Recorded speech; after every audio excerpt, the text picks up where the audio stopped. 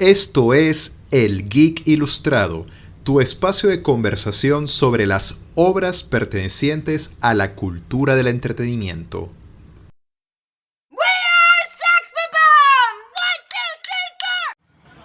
Muy bien. Déjame empezar con esta introducción. Corría el año 2004 y un guionista y dibujante de cómics llamado Brian Lee O'Malley nos presenta en dicho año el primer capítulo de una obra que marcaría a toda una generación, cargada de referencias geek, de una historia bastante rocambolesca pero muy divertida, pero algo que en verdad conectamos cuando lo leímos en su momento, y que también tuvo su correspondiente adaptación cinematográfica y recientemente un anime en Netflix. Y bueno, quisiera presentar a mis invitados que me acompañan, donde vamos a hablar de esta gran obra en las diferentes adaptaciones que ha tenido. Ladies and gentlemen, damas y caballeros de la audiencia, permítanme presentarles a mis invitados: Nicole Gamboa, Samuel Blanco y Loredana Temiro. Así que nos acompañarán para esta velada. Muy bien.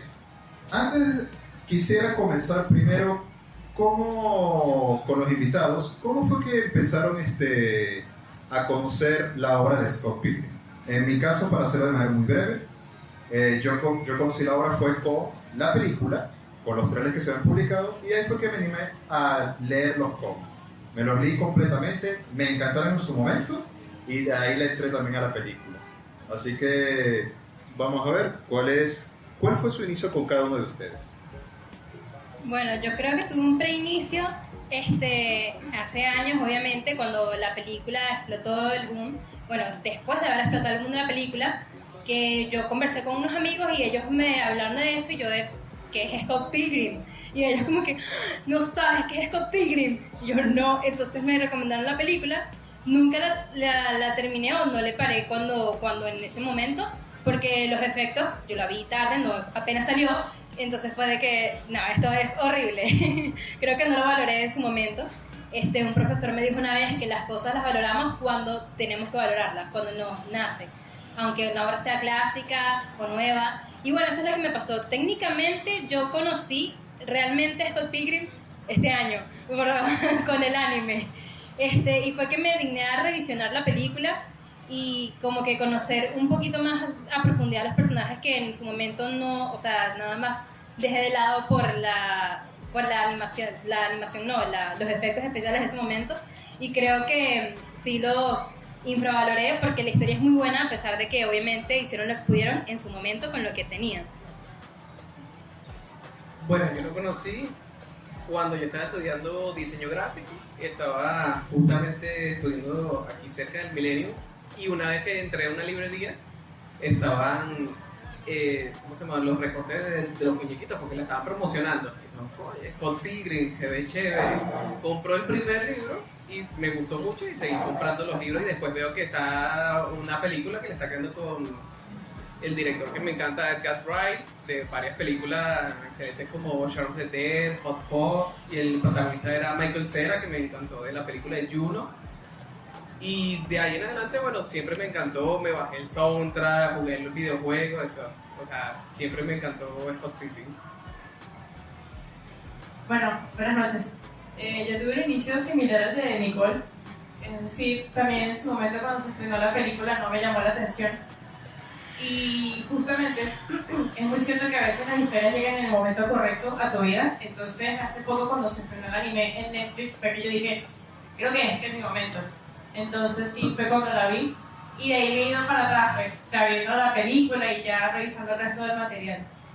Entonces, mi primer acercamiento al cómic fue con un colega que me llegó un día, y él es vegano, y me dijo, quiero hacer un cómic similar a Scott Pilgrim, pero que sea veganos contra el mundo. Y yo como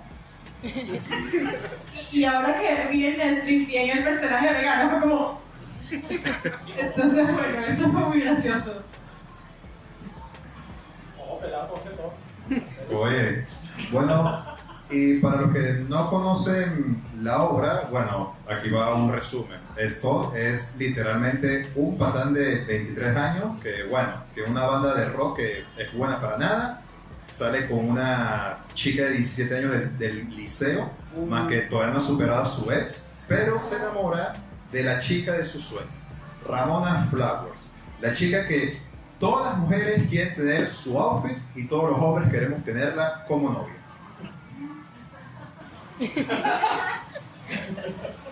Pero para estar con ella tiene que enfrentarse a sus 7 exnovios malvados de la Liga de los Exnovios. Así que bueno, sí, esta es la premisa más what the fuck que verán de la obra. Pero lo interesante es que, como dije, en el año 2004 se estrena el primer capítulo de dicho cómic y finaliza en el año 2010 con un total de 7 u 8 capítulos, si no me equivoco, o 6 creo. 6 capítulos. Gracias por ese detalle. Y la cuestión es que si nos ponemos a revisar el contexto, y están abiertos para hablarlo, es que de 2004 a 2010 fue una época bastante interesante en que estaba surgiendo lo geek. Poco a poco estaba teniendo popularidad. Porque claro, miren, en el caso de videojuegos, la PlayStation 2 era la reina dominante. Ya en los 2000 estaba todo este auge de las películas de superhéroes antes del universo cinematográfico de Marvel. Recordemos los X-Men de Bryan Singer y el Spider-Man de Sam Raimi y el Batman de Christopher Nolan, que la estaban rompiendo en ese momento, antes de todo el universo ya mencionado.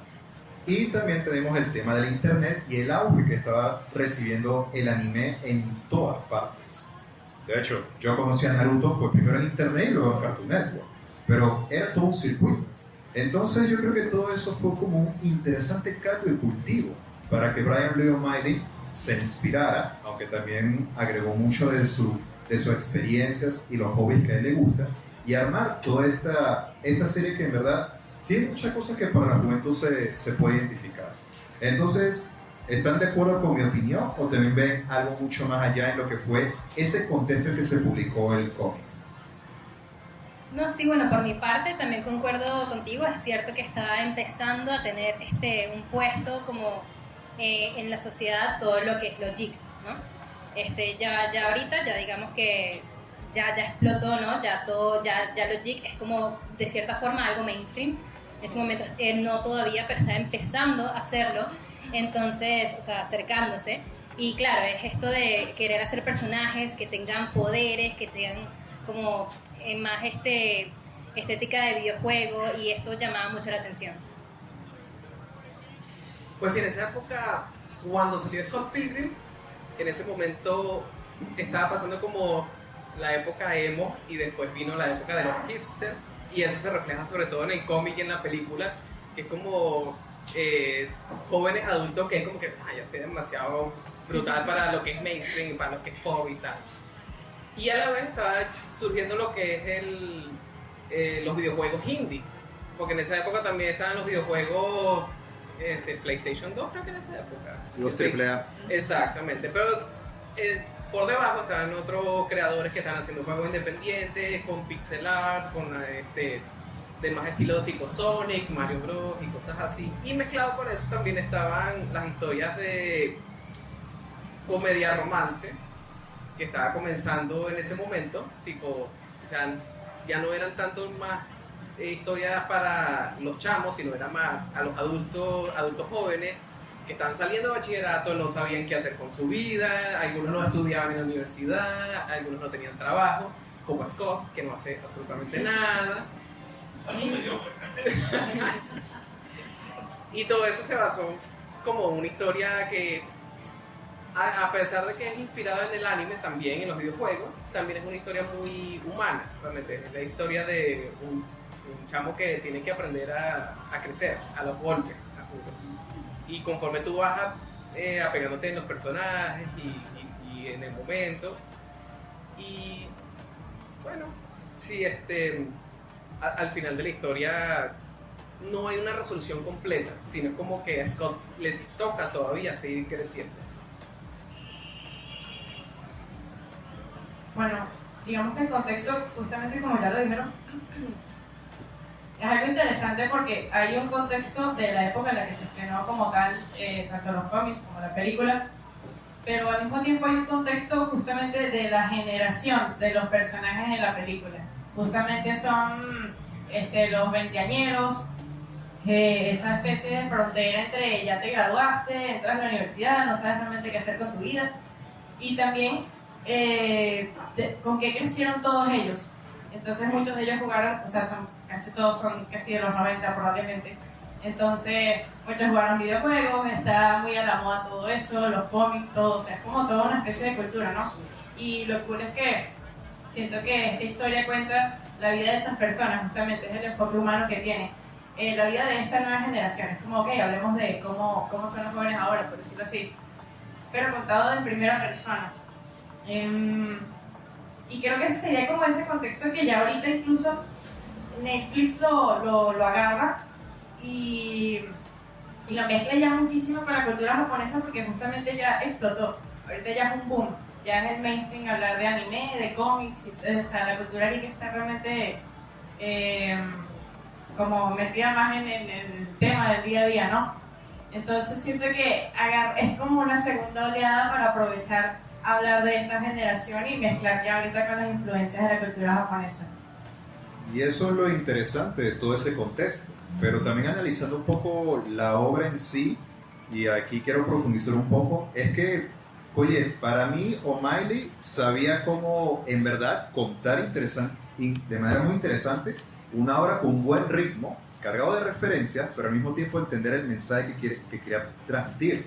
Más que también, oye, crear personajes tan carismáticos como Wallace, Ramona, Knives, así en mayor o en menor medida, pero todos tienen algo que aportar.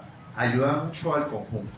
Me atrevería a decir que, a pesar que Scott es el personaje principal, creo que todos aportan un grano de arena dentro de la historia y cómo se desarrolla. Y eso lo hizo muy bien. Y las referencias, wow, me encantaron. Y claro, también quisiera comentar un poco con el tema de la película. Es que, oye, para mí Edgar Wright, su director, supo adaptar muy bien y entender el mensaje. Porque para mí la película es como un resumen de la historia, ya que el cómic es más largo. Pero supo cómo condensar. Y también, a ver, otra cosa que también quiero mencionar de esto. Sería más bien, a ver, lo tengo como en la punta de la lengua. Bueno, vamos a verlo como de esta forma. ¿Qué tal y sintieron ustedes con los personajes, la historia cómo se desarrollaba en el cómic, cuando lo comparan también con la película, y este tema de la adaptación? Porque es muy interesante cómo uno crea una obra y el otro lo puede desarrollar hacia otras direcciones, pero sin perder la esencia. Pero vamos a empezar primero con los personajes. ¿Qué tal les parecen los personajes de la obra? Me parece que los personajes en general son entrañables. Yo creo que de cierto modo uno conecta con todos de manera distinta, ¿no? Capaz hay gente que se identifica con Scott, capaz nada más lo odia, no se identifica, pero sigue conectando con el público. No es un personaje que tú digas está plano, está vacío. Siento que son demasiado entrañables. Y bueno, eso me encanta. Siento que a través también, como mencionaste, de la película y del anime, o incluso a través del cómic o el videojuego, se representa muy bien esa esencia que si bien cambian algunas cositas, por lo menos el anime de Netflix ahorita creo que cambia un poquito más cierto rumbo de las cosas que la película, que es más fiel al cómic, ¿no? Pero incluso así siento que se mantiene esa esencia de quiénes son los personajes, aunque cambien un poco sus acciones, y eso me parece bastante interesante. Siento que cuando un personaje funciona, eso es más fácil que pase, que lo pongas en cualquier ámbito, le cambies cositas y tú lo sigas viendo y digas, ok, ese personaje sigue siendo ese personaje. Sí, es verdad, o sea, la película destila lo que son los personajes en total, pero lo interesante del cómic es que tú ves, mientras van pasando los números, que todos los personajes van creciendo, van madurando, y ves que tienen trabajo, tienen otras vidas, y tú ves que el personaje principal, Scott, se queda estático, y sigue sin tener trabajo, sin estudiar ni nada, y mientras ves que como el punto de vista del personaje, de la historia, es Scott, tú ves que los demás tienen su vida, y tú vas armando en tu cabeza como si fuera un rompecabezas. Es como que, mira, este tiene un trabajo, este tiene otra vida, este terminó, a este le montaron un cacho. Y en cambio Scott le dicen a Karato, ve a buscar un trabajo, haz algo con tu vida. Y él no es, múdate, sí, o te va a botar tu compañero de cuarto gay. Pero no es que a él no le interesa, sino que no sabe cómo. Y en ese momento está pasando su vida por delante, mientras que los otros están teniendo su desarrollo de personaje en otras historias. Es como si cada personaje viviera su propia historia de cómic. O sea, Wallace tiene otro novio, se muda, otro tiene un trabajo, sale del closet, cosas así. Y cada personaje es demasiado interesante, como que cada uno pudiera tener su propio cómic individual. Bueno, sí, también me gustó mucho eso de los personajes de Scott Pilgrim, porque ciertamente cada uno tiene su propia voz y entre todos entretejen la historia. El crecimiento de cada uno alimenta el crecimiento de los demás, o sea, es como si cada personaje tuviera un efecto de ola en los otros. Entonces, eso también a nivel de narrativa es excelente. O sea, quiere decir que de verdad el autor se concentró en crear una historia que de verdad ningún personaje se sintiera que estaba por fuera o que sobra, o que es un elenco demasiado grande, o que hay personajes que podía haberse evitado. Que eso pasa comúnmente cuando hay historias con un cast tan amplio. Sin embargo, me doy cuenta que ciertamente logró manejar muy bien muchísimos personajes y que cada uno con su crecimiento te está diciendo algo. Incluso hasta de manera que no necesariamente son ortodoxas, como dicen, o sea, no necesariamente te dices, bueno, mira, alguien creció para bien, no, algunos crecen de forma preocupante, pero siempre hay cambios en su vida y están experimentando cosas nuevas. Creo que una es la que es la amiga, justamente la única amiga de Ramón en Canadá. Ella, por ejemplo, en la serie de Netflix es como que pasa de estar trabajando del café, que no le interesa para nada ese trabajo, a ser una de las novias o sea, ser la novia de uno de los ex de Ramona. Exacto, fue para peor. Pero ahora tiene planes maléficos y ella siente que está en su torre de la villanía y de algún modo cambió y creció. Y uno dice, bueno, encontró su papichulo, como dice Juan. Entonces es muy intrigante eso, la verdad es bien bueno, bien trabajado. Bueno, y la cuestión es que, oye, es verdad, hay muchos matices de complejidad, pero, oye, una cosa que me da bastante risa es el detrás que fue la creación de la obra. O'Malley, él había confesado que se inspiró en muchas facetas de su vida, también en muchas obras que él creció, o sea, referencia a videojuegos, anime, están ahí. De hecho, Scott Pilgrim está más inspirado en Ranma y medio, si mal no recuerdo. Y también hay un dato muy curioso, cuando él comentó que la novia que él salía, que después sería su esposa, actualmente O'Malley está divorciado, si no me equivoco, él comentó que su novia le había confesado que antes de conocerlo, tuvo 3 exnovios, y los 3 se llamaban Matthew. Entonces ya me estoy imaginando esa charla así como que... me acuerdo de esa época que salía con Matthew y la otra... Un momento, ¿de cuál Matthew estaba hablando? ¿Del 1, del 2 o el 3? Oye, eso sería la cuestión. Y también, bueno, otra también de las curiosidades que hay es que una cosa que a mí me encantó de la obra es, por decir, su banda sonora en el caso de la película, que era fantástica, de pies a cabeza, me encantó. Y también, bueno, quiero confesar que una vez tuve un crush con una chica que era prácticamente Ramona Flowers. Así, pero bueno. Lo que quiero decir es que cuando tuve la oportunidad de leer la obra en su momento, por allá en 2009-2010, yo estaba, por decir, muy metido en las cosas de videojuegos, anime, ciencia ficción y todo lo geek, pero también me gustaba mucho el rock. Me acuerdo que aquí en Caracas había toda una movida rockera, y en el cómic plasmar lo que pasaba en la escena rockera canadiense, las referencias, todo era algo que en verdad yo sí conecté enormemente. Y bueno, también una cosa que voy a pasarles el micrófono a todos, es que con el caso de la película y también el anime, yo sé que Edgar Wright pensó cuando hizo la película que fuera como un musical, pero en vez de cantar, entras a coñazo. Disculpe por el vocabulario, pero bueno. Entonces, ¿cómo ven ustedes con el caso de la banda sonora ahora entrando a la parte de audiovisual de la conversación? Porque te digo, como dije, la banda sonora me pareció fantástica. Ah, y una cosa, existe actualmente un videojuego de Scott Pilgrim que se estrenó en la época de Play 3 y 360, pero por problemas de licencia tuvieron que quitarlo de dichas plataformas digitales y tuvieron que pasar como ya casi 13 años para que volvieran a reeditarlos. Por ahora no podemos hablar del videojuego porque aquí nadie casi lo jugó, Sony. Pero bueno, ahora sí, vamos a entrar con la parte de la banda sonora, que era el que a mí me flipa. En el caso de la película, bueno, es de entenderse porque Edgar Wright, de hecho, él tiene como un fanatismo por la música, ¿no? Muchas de sus películas vemos como él plasma precisamente música con audiovisual y con las escenas. Y hizo un buen trabajo realmente en la película. Sin embargo, yo creo que en la serie de Netflix se enfocaron un poquito más en la historia, en esta historia que es como un what if y cómo representarla. No veo tanto énfasis como en una banda sonora muy resaltante. En todo caso, hay como que varias pizcas que son como reciclaje de lo que ya existe y obviamente no te lo dejan completo, ¿no? Es como que, ok, ponemos esta canción en un pedacito acá para que la gente se emocione y ya. Pero realmente la historia creo que va un poco más en cuanto a lo que pasa, y de qué pasa no de manera muy musical. La película sí es muy musical, la primera pelea con Matthew, que es, bueno, a mí me encanta. Es todo una escena realmente, todo un show.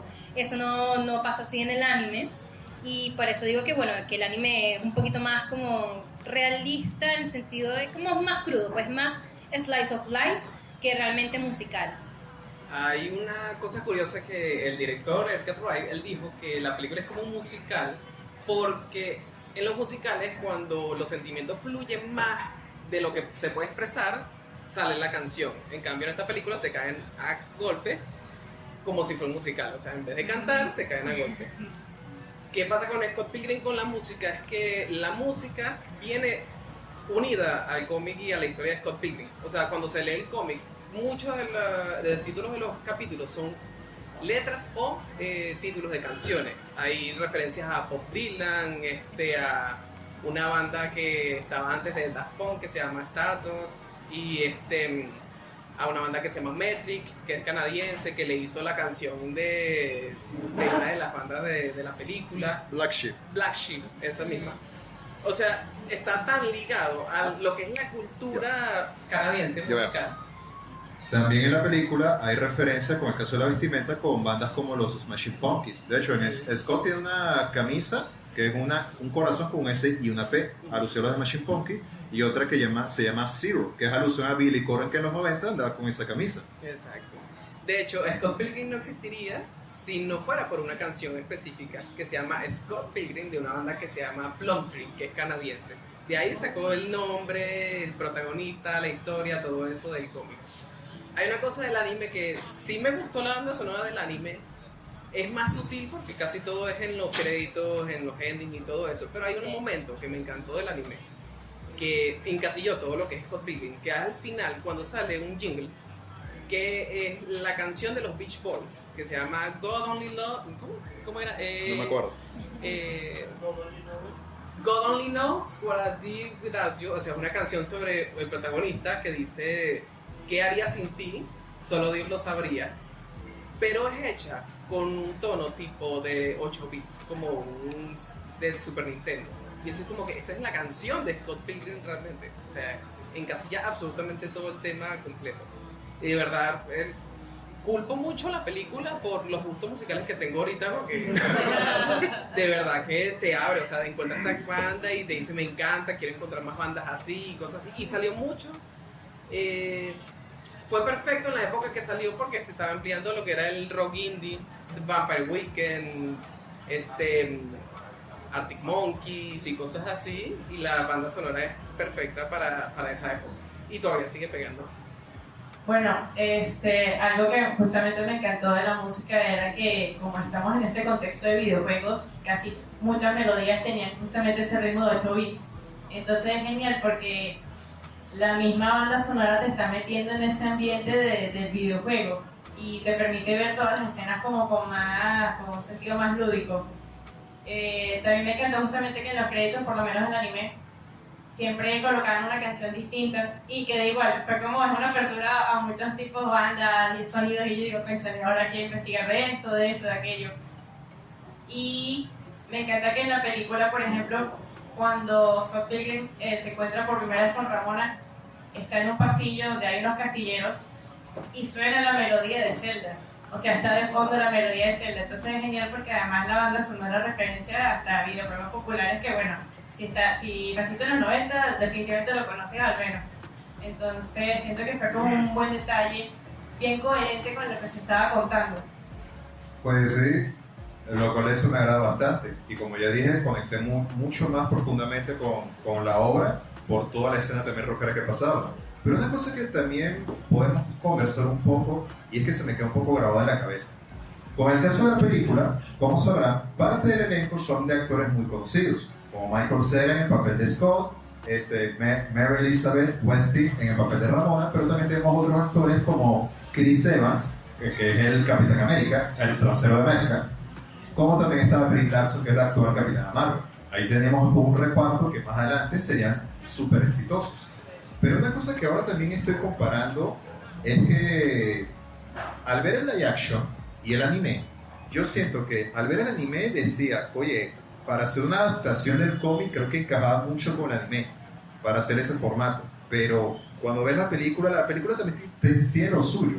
Así que cada adaptación sabe cómo jugar sus cartas dentro de las limitantes para poder ser respetuoso con el material original. Lo cual, eso es muy admirable porque no todo el mundo lo hace. En especial dentro de la industria del entretenimiento que pasa todo eso por el arco del triunfo. Pero aún así, viendo esto, ¿qué opinan? ¿Con cuál adaptación se quedan ustedes? ¿Con la película o con el anime? Ah, y una cosa también que quiero comentar. Hace tiempo en la universidad, cuando nos hicimos fan, o sea, hice que la universidad se hiciera fan de Scott Pilgrim, cuando adquirí las copias de la película en aquel momento. Eso fue un año después del estreno de la película. Entonces, literal, todos estábamos viendo la película después de clase, analizando escenas, todo eso, y eso que éramos estudiantes de informática. Si fuéramos de cine, no, hombre. Pero bueno, lo curioso es que una vez yo pensé, ¿qué hubiera pasado si el elenco hubiera sido otro? Por ejemplo, el personaje de Wallace, en vez de haber sido Killian Culkin, el de Succession, hubiera sido Daniel Radcliffe. O Scott Pilgrim, en vez de Michael Cera, no sé, con otro actor. Debatimos mucho eso, pero decimos, chamo, el elenco que está en la película es perfecto. Y es verdad. Pero bueno, ahora sí. ¿Con cuál? Sí. Todo. Sí, eso es lo interesante, que el elenco original de la película repite para el anime, lo cual es muy respetable. Ahora sí, ¿con cuál adaptación se quedan ustedes? ¿La live action, la película o el anime? Porque yo la tengo difícil, porque el anime a nivel visual es como que ver el cómic, pero la película, tal vez por factor nostalgia, tiene por decir lo suyo a nivel de muchos factores. Bueno, yo quiero decir que confirmo el factor nostalgia porque yo no tengo ese factor y prefiero el anime. Pero no, yo creo que la película tiene muchas cosas buenas. Tiene lo musical, que está más dentro de la historia, ¿no? No solamente en los créditos. Entonces, es como que tiene, es como tú dices, tiene lo suyo. Simplemente que, bueno, sí me quedo con el anime un poquito más, a lo mejor porque fue como que lo que realmente me llamó la atención para estar totalmente dentro del mundo de Scott Pilgrim, o también porque siento que le va un poquito más al tema, la temática de videojuego, ¿no? Lo veo más acorde en anime que en live action. Sin embargo, sí siento que tiene lo suyo y tiene las cosas muy respetables también en la película. Pero yo me quedo con el anime. Yo creo que yo no podría elegir ninguna adaptación. Es como que, ¿por qué elegir nada más un sabor de helado si puedes elegir todo? O sea, porque además todo funciona de diferentes formas. El anime no es una adaptación perfecta del cómic, sino que se desvía completamente. Pero no puedes tener el anime sin la película ni el cómic, porque el anime tiene varias referencias a la película y también a los cómics. Entonces, no sé, yo creo que es como un trabajo completo. Es como que si nada más te guste una película de Evangelio, ve todo, chamo, ¿no? Bueno, sí, yo me siento exactamente igual. Es como, si puedes tener lo mejor de ambos mundos, ¿por qué no? Siento que la película hace su trabajo con el cast porque es súper convincente, se siente real, como que el día a día. Creo que siempre es el trabajo de live action, llevar una fantasía a la realidad para que uno la sienta como más cercana y que el público que suele decir, esos son dibujitos, diga, oye, no, fíjate, esos dibujitos tienen una traducción en la vida real. Podemos efectivamente vivir la vida de esos dibujitos. Y también me encanta la película porque tiene un ritmo increíble. O sea, trabajar con paneles entre cada transición de las escenas y hacer los efectos visuales como si fuera un cómic, digo, qué creativo esto. O sea, siento que para el momento además debió ser muy llamativo, porque siempre habíamos visto una película, bueno, donde todos están aquí actuando la escena que es y ya está. Y no se juegan tanto con esas transiciones como si fuera un panel, como si flotara, como si hubiera efectos especiales y todos los están viendo. Entonces es como muy interesante por allí. Y bueno, la adaptación de Netflix es que como ilustradora debo admitir que me encanta ver toda la animación 2D, el trazo que se ve tan tradicional, se ve hecho a mano, no se ve como vectorizado, hice ese dibujo, ok. Y siento que justamente el anime explotó muchísimo la versión animada que merecía el cómic. Quizás, claro, aprovecharon a su vez de cambiar la historia, es algo que quizás algunos fans quedaron como, pero ¿por qué no me das por fin una versión perfectamente adaptada con ese estilo? Bueno, pero también aparece en el cómic. Pero realmente este Wadif también estuvo muy bien y por eso creo que cada una de los medios aprovechó al máximo, se jugó bien las cartas que tenían, pues. Bueno, yo quiero estar de acuerdo con Sam, que es cierto que la película y el anime actúan como dos caras de la misma moneda.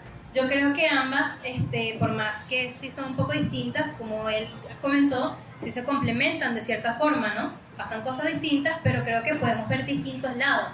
De hecho, en la película, como en el cómic, se basa precisamente en Scott Pilgrim, pero lo interesante es que en la adaptación de Netflix, el anime, se basa un poquito más en Ramona, irónicamente, ¿no? Porque el protagonista es Scott, pero realmente lo que vemos es la visión como el punto de vista de Ramona, de todos esos sucesos, y eso es bastante interesante, así que sí, siento que es un poco trampa esta pregunta de elegir, porque son dos caras de la misma moneda, y que bueno, como también comentó aquí nuestra ilustradora, yo creo que parte de la magia de los formatos es jugar, ¿no? Y que parte de los fans también, bueno, ya sabemos la historia y que podamos ver un poquito cómo juegan con eso, es interesante, no necesariamente una adaptación fiel, que yo siento que sigue siendo fiel dentro de los parámetros de que los personajes siguen siendo los mismos personajes, simplemente nos traen como nuevas escenas y jugar un poquito con las cosas, ya que precisamente es como de por sí un what if, que lo hace más interesante, ¿no? Tanto si eres fan de años como si eres nuevo, te llama bastante la atención, no te aburre, y eso es interesante. Además de que, sí, verlo en animación, yo que también ahorita estoy viendo una lectiva de cine de animación, es espectacular simplemente. Bueno, oye, muy buenos puntos con este pequeño debate. Pero ahora sí, quisiera por lo menos cerrar un poco este círculo antes de dar espacio a los espectadores si quieren comentar algo. Es que creo que vamos a entrar con un mini debate con algo muy particular de la obra. Analizando los cómics que ha publicado Brian Lee O'Malley, porque no solamente Scott Pilgrim es la más popular, tiene otras obras con otras historias y otros personajes aparte, es que O'Malley siempre ha indagado mucho en lo que ya se ha hablado, es con el tema de crecer, madurar. Y aquí creo que sería interesante analizar un poco el papel de Scott y de Ramona, porque claro, yo me he topado con gente que dice, oye, yo me identifico burda con Scott, es muy geek y todo, y yo como que, amigo, como que no entendiste mi mensaje, ¿verdad? Otros como que, ay, no, sí, con Ramona me siento identificada, y como, amiga, ¿con cuántos chicos tenías antes de novio? Entonces, creo que aquí nos vamos a poner un poco en modo guerra, mi compa. Los que conocen el tema entenderán la referencia. Así que quiero decir algo principalmente para entrar al debate.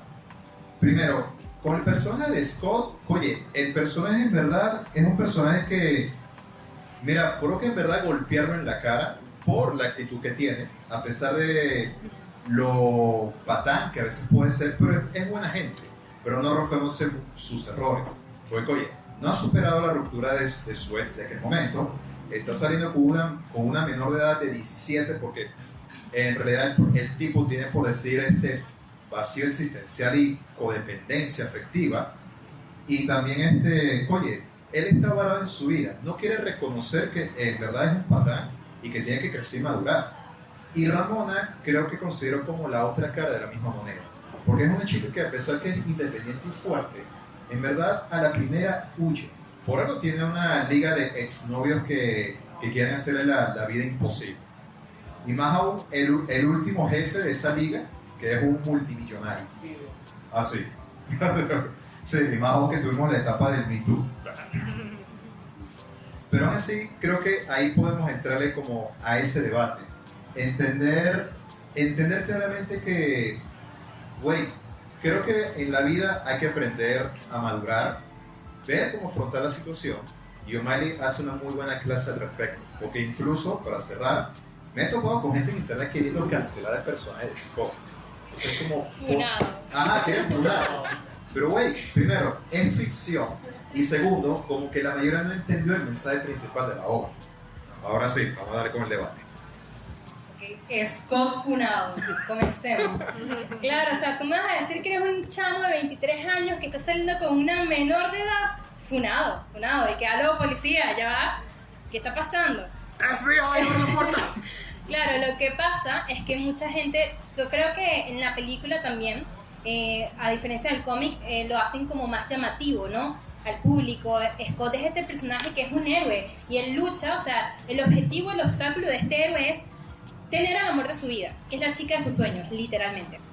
Y para lograrlo tiene que vencer a sus exes. Entonces él es el héroe que derrota a los exes, se queda con la chica. Y entonces tú ves, claro, no profundizamos como tal en la obra, en la parte profunda del personaje de, bueno, pero el personaje es un patán, es una persona que ya se conoce, que ha engañado a otras chicas, y como tiene este despecho amoroso de que la dejó su ex, y no sabe qué hacer con su vida, no dijimos, un mediocre, no trabaja, no hace nada, que es lo más fácil, salir con una 17. Realmente él no está enamorado de una 17.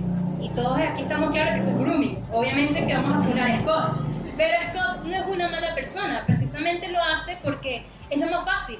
Y al no saber qué hacer, es como, bueno, es tener la compañía de alguien, por más de que no sea lo más correcto, fue la decisión que tomó. Y yo creo que, bueno, como nadie es perfecto, Scott tampoco. Es una parte humana del personaje, ¿no? Que aunque sea ficticio, sigue siendo un personaje humano. Y creo que lo que quiere representar precisamente aquí el autor es esa etapa de crecimiento. Por más de que tengamos a veces, a lo mejor hay personas de 30 años que siguen siendo muy inmaduras. No todo el mundo tiene esa capacidad de madurar rápido. Mucha gente sigue siendo inmadura incluso a los 40. Scott es ese personaje que, ok, tiene 23, pero él es un niño en su cabeza. Él no sabe qué hacer con su vida. No tiene claro nada. Y como no tiene claro nada, afecta a las personas a su alrededor, como a Knives, que tiene 17 años, es una ilusionada, enamoradísima de Scott, sin saber que él realmente nada más la está utilizando, porque no tiene claro lo que quiere él mismo para su vida. Y aquí el autor nos está demostrando precisamente eso. Cuando nosotros no sabemos lo que queremos para nosotros, terminamos haciéndole daño a los que nos rodean. Y eso es como que una parte importante que me gusta de lo que es Scott Pilgrim. Y claro, no se nota a lo mejor mucho en la película porque se concentra en, bueno, el viaje del héroe, ¿no? Y dejan como estas cosas como un poco de lado, pero no es precisamente que el personaje siga siendo patán. El personaje se supone que crece, tiene que tomar estas decisiones que lo hacen darse cuenta de que eso no está bien. ¿Y Ramón? No, y Ramona es precisamente, yo creo que esto es algo muy interesante. No me quiero quedar el micrófono yo sola, así que ya les paso a los demás. Pero algo muy interesante es que la historia yo creo que es de ambos. Es de Ramona y de Scott. Los dos son personas inmaduras que de cierta forma, a su manera, tienen problemas inconclusos y ambos por fin conectan de una manera que logran crecer juntos. Y eso es muy bonito, es como que el verdadero amor. Ellos juntos logran conectar y los dos aprenden a madurar mientras resuelven sus propios problemas. En el caso de Ramona, una persona que también tiene un pasado, a diferencia de la película, en el Netflix, en la adaptación de anime, se nos muestra el punto de vista de ella, que ella tampoco es, la chica de los sueños perfecta. Ella también ella es una persona mala, entre comillas, en el sentido de que ha tomado malas decisiones y tiene su liga de exnovios malvados porque a todos les ha roto el corazón de una manera injusta. Es una persona que se escapa de sus problemas en vez de afrontarlos porque se siente mal, se siente abrumada y dice, ¿para qué lo voy a resolver? ¿Sabes? Me muevo a ciudad, conozco a más gente y qué fácil. Claro, es fácil, pero le haces daño a la gente que te rodea. Y entonces es como que este personaje en el anime se logra redimir realmente. Vemos esta faceta de ella que logra afrontar por fin sus problemas y con ello crece, al igual que Scott, de su lado. Bueno, concuerdo con ella. Retweet. Bueno, o sea, sí, ya prácticamente. Se lo resumió. Pero para agregar una cosa, hablando de los cómics, en los cómics tú ves que los personajes, los amigos de Scott, que se supone que son mejor gente, no son mejor gente que ellos. Son de la misma edad y tienen la misma experiencia, el mismo nivel de madurez, pero mientras va avanzando los cómics, como hablé anterior, los amigos van madurando y Scott se queda estático completo y les cae mal Scott y lo tratan peor en cada número. Y ves que, ¿cómo decirte? Scott es un personaje, al principio es un personaje escapista, o sea, quiere luchar por la novia de su sueño y vencer a los exes y no sé qué tal, como un personaje de videojuego. Él está viviendo su vida como un personaje de videojuego y los demás están viviendo una vida real. Él le toca aprender a vivir una vida real fuera de los videojuegos. Ramona, en el caso del anime, aumenta mucho el desarrollo de personaje porque se ve la otra cara de la moneda de que por qué Scott tiene que pelear contra los exes si el rollo es de Ramona. ¿Me explico? O sea, una cosa es que Scott ayude, si fuera una relación real, Scott ayude a Ramona con sus rollos, no pelear contra sus exes. Imagínate que tú pelees y te vayas a caer a golpes con los exes de tu pareja en la calle. Y al final del anime, ningún ex quiere pelear de nuevo con Scott porque ya no hay ningún problema en ese sentido. En el caso de Scott le tocó 6 volúmenes a aprender a madurar, no escapar de los problemas, no pelear de los problemas, sino enfrentar a los problemas. Se representa en un personaje que se llama Nega Scott, que es un Scott completamente oscuro, ojos rojos y cosas así, y siempre o escapa o trata de pelear con él y al final absorbe esos problemas. Es como que admite que tienes tus problemas desde hace tiempo y en ese momento le llegan todas las memorias reprimidas y al final él descubre que sí, hay que ayudar, hay que hacerse mejorar como persona. Mejórate como persona, Scott. Wow. Creo que algo interesante justo en lo que mencionaste es que aparte de que todos los personajes han crecido, creo que también la historia ha crecido de por sí con las 2 adaptaciones que tuvo. La película fue lo más fiel que pudo al cómic y al mismo tiempo con la versión de Netflix es como la propia historia creció a justamente dar la opción directa, abierta, ya no sutil, de que Scott no tiene por qué pelear con esos exes. Creo que eso fue una evolución en la historia. Y lo gracioso es que yo empiezo viendo el anime y después me entero que sí pelea con los exes. Pero claro, ya cuando yo estoy viendo el anime yo digo, creo que esto es un ¿y si él no peleara con los exes? Porque estoy casi segura que la original es que sí iba a pelear con los exes. Entonces dije, pero qué bien, porque Ramona tuvo el espacio para ocuparse de su beta.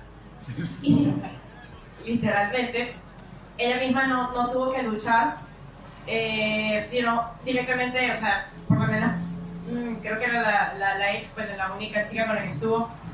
Fue uno de los capítulos más impactantes porque menciona justamente ese término de responsabilidad afectiva y ahorita mismo como sociedad estamos pasando precisamente por esa ola, la ola de la responsabilidad afectiva. Tenemos que educarnos, ser responsables de nuestros problemas y creo que es el mayor, la cúspide del mensaje que quería transmitirse con la historia. Y me encanta que personajes, por ejemplo, como Wallace, que hay una escena muy clara donde él prácticamente está con cualquier chico también para pasar el rato. Y finalmente consigue la persona que le causa chispas.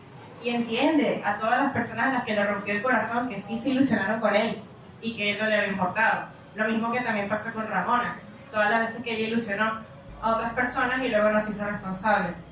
Y creo que la parte de siempre huyo de aquello que amo fue una frase muy impactante para mí y creo que es como uno de los mensajes más importantes de la historia. Es como si amas algo, bueno, tienes que cuidarlo, tienes que protegerlo porque ese amor se puede acabar también. Es una cuestión de cultivarlo, sostenerlo para que de verdad funcione. No son solo chispas o mariposas, sino un trabajo que es continuo. Y creo que todos los personajes de un modo u otro manejaron esta situación. Yo quiero comentar algo acerca de lo que acabas de decir, que es muy interesante, la verdad, y es que el amor duele. Y es algo real, porque en filosofía, cuando se habla de amor verdadero, que sería el amor ágape, se dice que mientras más tú amas algo, más es el temor de perderlo. Y el amor se pinta como la vida en rosa, de que, ay, qué bonito y todo en el aire, pero en verdad mientras más amas, más con eso también vienen todas las, como que este dolor, ¿no? De que si lo pierdo, la preocupación. Y yo creo que Ramona es este personaje, como tú dices, que cuando ella siente que ya está acercándose ahí, es mucha responsabilidad. Amar no es fácil, querer lo es, como dice en la canción de José José. Todos sabemos querer, pero pocos sabemos amar, porque es difícil amar. Y ella cuando siente que está ya en ese punto, entrando en esa etapa difícil de responsabilidad, que es muy grande, que ella misma siente que no puede o simplemente no quiere tomarlo, se va y no acepta que estas personas que está dejando atrás también las está dejando con un vacío muy fuerte. Yo creo que en el anime también se representa, y me gusta cómo lo hace, todo esto de que los demás personajes también tienen una presencia importante en la historia. Y esto también nos dice a los espectadores que estos mismos personajes tienen sus propios problemas. Claro, su problema tiene nombre, Ramona. Pero precisamente está mal también que aunque te rompan el corazón, te quedes con esa obsesión, como que puedes seguir con tu vida y el no resolver o no superar eso, por más fuerte que haya sido, también te convierte como en el esclavo de los deseos o de las malas experiencias de otra persona. No te dejas seguir. Entonces ya vemos como al final del anime, por lo menos, que todos como que se logran ser perdonados, ya están más ligeros consigo mismos, ya pueden hacer otra cosa, sin tener que pensar nada más en Ramona, que eso también está muy mal, ¿no? Entonces como que me gusta poder ver las distintas facetas de los personajes y que de distintas maneras los podamos analizar y que todos por su parte nos dejen algo.